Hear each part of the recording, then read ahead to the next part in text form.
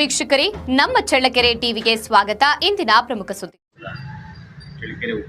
ಚಳ್ಳಕೆರೆ ನಗರದ ನಂದಿನಿ ಉಪವಿಭಾಗ ಕಚೇರಿಯಲ್ಲಿ 77ನೇ ಗಣರಾಜ್ಯೋತ್ಸವದ ಧ್ವಜಾರೋಹಣವನ್ನು ಶಿಮುಲ್ ನಿರ್ದೇಶಕರಾದ ಬಿಸಿ ಸಂಜೀವ್ ಮೂರ್ತಿರವರು ನೆರವೇರಿಸಿದ್ದಾರೆ. ಜನವರಿ 26 ಗಣರಾಜ್ಯೋತ್ಸವದ ಡಾಕ್ಟರ್ ಬಿಆರ್ ಅಂಬೇಡ್ಕರ್ ಅವರು ರಚಿಸಿದ ಸಂವಿಧಾನದ ಬಗ್ಗೆ ಮಾತನಾಡಿದರು.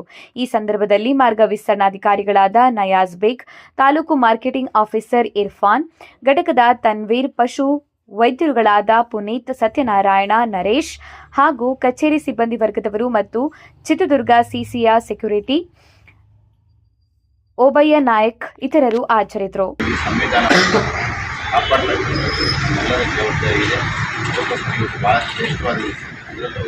ವಿಶೇಷವಾಗಿ ನಾವು ನಮ್ಮ ಶಿವಮೊಗ್ಗದಿಂದ ಇವತ್ತು ಕ್ಯಾಂಪ್ ಆಫೀಸ್ನಲ್ಲಿ ಇವತ್ತು ಎಲ್ಲ ರಾಷ್ಟ್ರಗಳಾಗಿರ್ಬೋದು, ವಿವಿಧ ಗಣ್ಯರ ಜಯಂತಿಗಳಾಗಿರ್ಬೋದು, ಪ್ರತಿಯೊಂದು ಸಹ ಆಚರಿಸ್ತೀವಿ. ಅದರಲ್ಲಿ ಇವತ್ತು ಪ್ರಥಮವಾಗಿ ನಮ್ಮ ಕ್ಯಾಂಪ್ ಆಫೀಸಿನ ಮೇಲೆ ಗಣರಾಜ್ಯೋತ್ಸವವನ್ನು ಇವತ್ತು ಆಚರಣೆಯನ್ನು ಮಾಡ್ತಾಯಿದ್ವಿ.